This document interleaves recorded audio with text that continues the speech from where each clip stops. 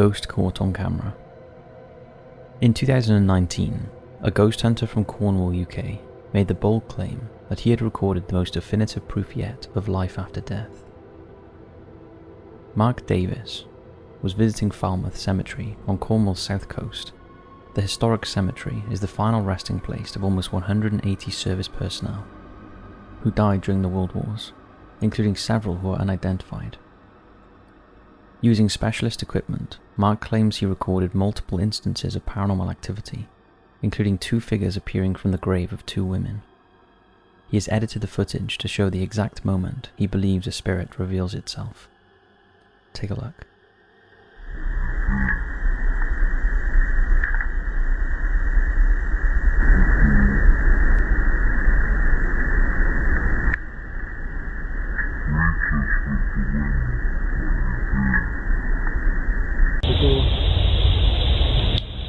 Greet us with the wind like you do.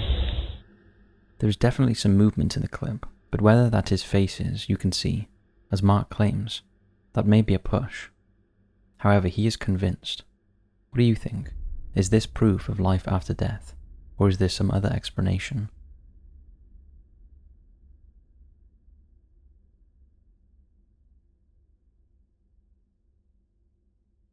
The most haunted road in Missouri, the Zombie Road.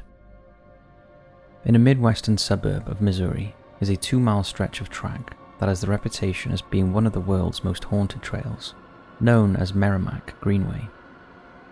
The route meanders through the woods of St. Louis County, and the series of trails cross the site of one of the largest Native American burial mounds in the country. It was originally built in the late 1860s to provide access to the Merrimack and the railroad tracks located along the river.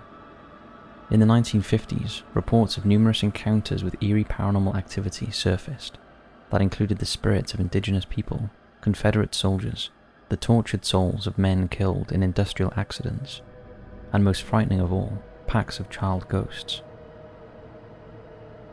Take a look at this photograph that is said to show the children hiding in the woods. One of the most chilling stories is about the ghost of a man hit by a train who is said to haunt the road. But after doing some research, it seems that the man may in fact be a woman, as in 1876, Della Hamilton McCullough was hit and killed by a passing train car on the tracks in Glencoe. She is the only person to have died there, so maybe her ghost is being mistaken for a male. It is definitely a female who screams at people from the doorway of the old houses along the trail, so maybe that is Della as well. Nowadays the trail is known as Zombie Road, after a man named Zombie, who allegedly escaped from a local mental hospital and disappeared into the woods, left behind nothing but blood-soaked clothes. Where he went is a mystery, but it's said he is one of the many spirits that haunt the area. At night, the path is closed to the public, possibly to protect them from the terrors that reside along it, and by day it is only passable by foot or bicycles. But don't be fooled by the picture-perfect tree-lined track. It is not all it seems, and is known as a notoriously unsettling and strange place. This is an account from a lady who had a particularly unsettling experience along Zombie Road.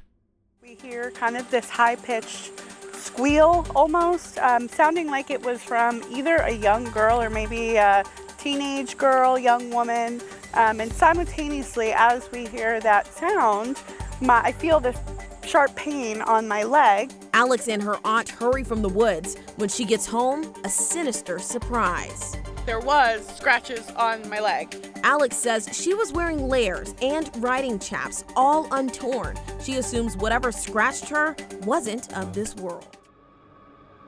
We'd love to know if any of you have travelled along it, and whether you encountered anything strange. If we are ever in the area, we'll be sure to check it out.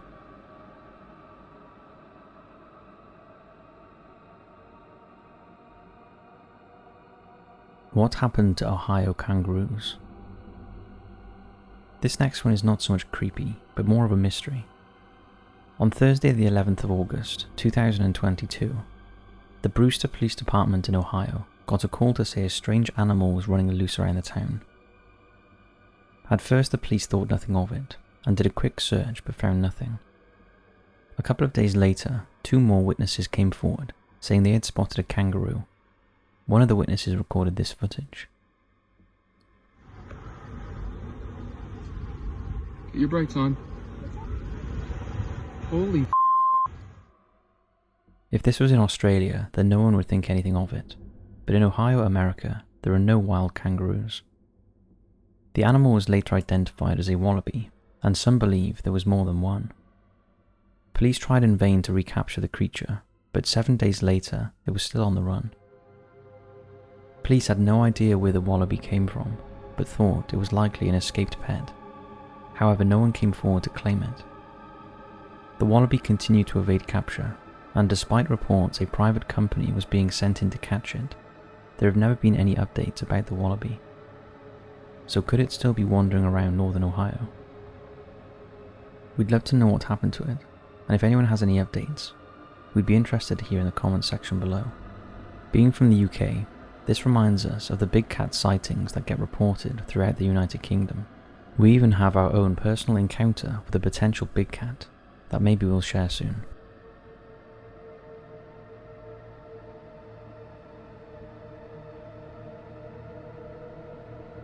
The terrifying story of the 1976 Chowchilla kidnapping.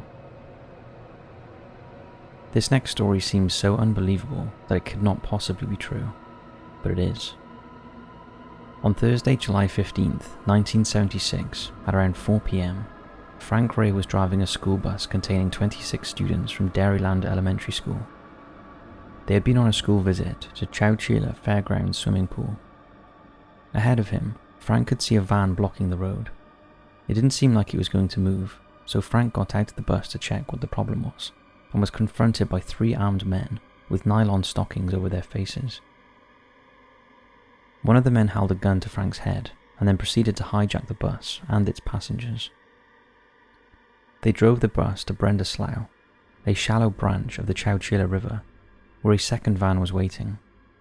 Frank and the children were bundled into the 2 vans, whose windows had been blacked out and their interiors reinforced. The hostages were then driven around for 11 hours before being taken to a quarry in Livermore. There they were told to climb down a ladder into a buried truck. Inside was a small amount of food and water and some mattresses. The men closed the makeshift hatch, covered it in earth, then drove off and left Frank and the children in their underground prison. The kidnappers then called Chowchilla Police Department to demand a $5 million ransom. However, the phone lines were busy, so the gang decided to sleep and try again later. However, they woke to the news that the children had escaped. Whilst entombed underground, Frank became convinced the metal hatch was about to collapse, so the group piled up the mattresses in an attempt to escape. Eventually, one of the students managed to wriggle through the soil covering the hatch and alerted a night watchman. The children and Mr. Ray were freed after their 16-hour ordeal. The kidnappers were quickly apprehended. The ringleader was Frederick Woods, whose father owned the quarry where the hostages were held. The other 2 were brothers Richard and James Schoenfeld. All 3 came from very privileged backgrounds and only concocted the bizarre scheme when they heard Ronald Reagan put out a press statement claiming that the state of California had $1 billion surplus and felt they could easily afford the ransom fee for safe return of the children. All the children were physically unharmed, but for many years suffered PTSD and other mental anguish due to trauma. The assailants were jailed for life, although they have all been released after spending most of their lives incarcerated. After Woods was released, he is reported to have said, "I didn't need the money, I wanted the money." As for Frank, while he was hailed as a hero and was eventually gifted the yellow school bus he was driving that day. Pretty crazy story, right?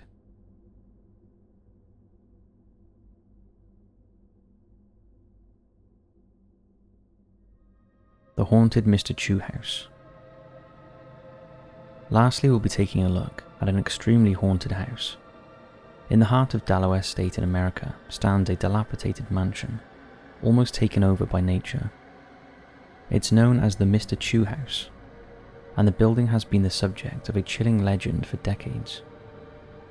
In the late 1800s, the mansion belonged to a wealthy merchant called Samuel Chew. He was known for his elusiveness and eccentricities, and it was rumoured he had dealings with the occult. However, Chew's obsession with dark arts led him down a treacherous path, and it was speculated during one of his rituals he had unleashed malevolent spirits that had taken over his mind and his home. His once lavish mansion became a prison for his tormented soul. The locals were fascinated by what was going on in the house, but no one dared to go near it. Many years later, a teenager named Jack heard about the legend, and despite warnings to stay away, was determined to visit the house and tried to dispel the myths. On a moonlit night, Jack gathered up some friends, and armed with flashlights and bravado, they made their way to the mansion. As the house loomed before them, its once grand facade was now a crumbling shell. As they ventured inside, they felt an uneasy presence, and Jack felt a chill come over him. Wading through cobwebs and dust, the friends explored the dilapidated rooms in eerie silence, jumping at the shadows their flashlights were casting. As they journeyed deeper into the building, Jack felt an inexplicable pull towards a hidden room on the upper floor. He opened the creaking door, and it revealed a room filled with books, strange artifacts, and a dark, foreboding atmosphere. As he sifted through the contents, he came across Samuel Chew's journal. The pages were filled with terrifying accounts of the occult and cryptic symbols. It appeared the rumors were true, and Mr. Chew had indeed sold his soul to the devil, and had summoned malevolent spirits that now haunted the old mansion. Jack's friends urged him to leave and put the journal down, but Jack ignored their pleas. He was enthralled with its contents and wanted to know more. As he read on, he realized that Samuel Chew had sought immortality through a dark ritual, sacrificing the souls of innocent victims to sustain his own life, and he was now imprisoned in his mansion for eternity, a crazed soul with no escape. Suddenly, Jack could feel a chill in the air, and a haunting melody started to play. Jack's friends who were standing in the doorway turned around and saw a male apparition emerging from the shadows. It was the ghost of Samuel Chew. His eyes glowed as they fixated on the visitors to his home.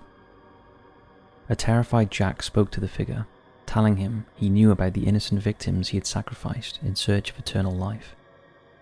He urged Chew to find peace and release himself from the cycle of darkness and atonement he was in.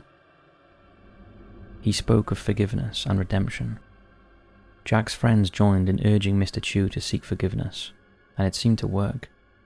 Mr. Chew was being shown compassion and empathy from a living being, and this seemed to confuse the malevolent energy that was trapped in his soul. He gave out a huge gut-wrenching cry before disappearing into the darkness. The friends stood dumbfounded, but the evil presence they once felt had lifted, and the air seemed clearer, as if the heavy burden that once hung over it had gone. Jack and his friends left the mansion, believing they had released Samuel Chew from his torture. Or had they? Until the next group of brave souls venture up to the Chew house, we'll never know. Thank you for watching this episode of Creepy, Spooky and Scary. We hope you enjoyed and are loving the Creepy Marathon month this year. Thanks for watching, and we'll see you right back here tomorrow for another paranormal themed video.